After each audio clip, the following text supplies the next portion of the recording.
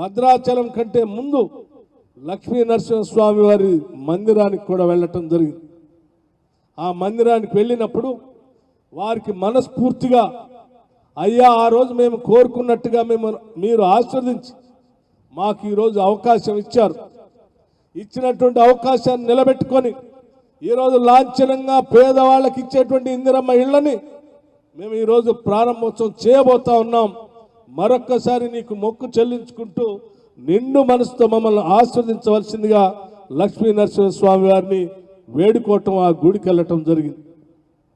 గుడికి వెళ్ళినటువంటి ప్రతి సందర్భంలో వారు ఇచ్చినటువంటి ఆశీస్సులతో మేము సాధించినటువంటి పేదలకు అందించే ఇళ్లని మనస్ఫూర్తిగా అమలు చేసే కార్యక్రమంలో వారికి మనస్ఫూర్తిగా ధన్యవాదాలు తెలియజెప్పుకుంటూ ఆశీర్వచనం తీసుకునే కార్యక్రమంలో భాగంగా నిజంగా దేవుడి దగ్గర భక్తి శ్రద్ధలతో కూర్చొని వారి ఆశీర్వచనం తీసుకునే కార్యక్రమంలో భాగంగా కావాలనే నేను కింద కూర్చొని వారి ఆశీర్వచనం తీసుకోవటం జరిగింది.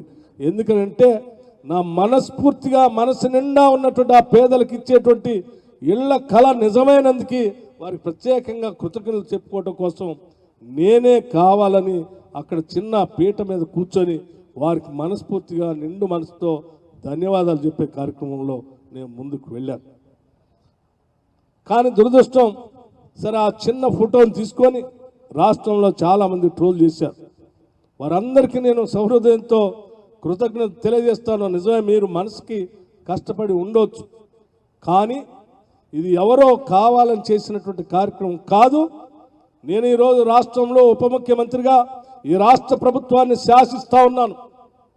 ఆర్థిక శాఖని, అట్లాగే విద్యుత్ శాఖని, ప్రణాళిక శాఖని కూడా నేనే నిర్వహిస్తూ ఈ రాష్ట్రంలో తీసుకునే అనేక రకాలైనటువంటి ప్రణాళికలు కానీ విధానపరమైన నిర్ణయాల్లో కూడా ప్రముఖ పాత్ర పోషిస్తూ ఈ రాష్ట్ర ప్రభుత్వాన్ని శాసిస్తూ ఉన్నాను.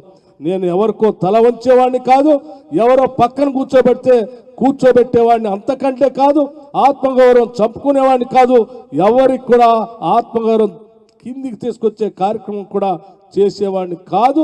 సౌహృదయంతో దీన్ని అర్థం చేసుకోవాల్సిందిగా వారందరికీ నేను విజ్ఞప్తి చేస్తూ ఒకటే చెప్పదలుచుకున్నాను.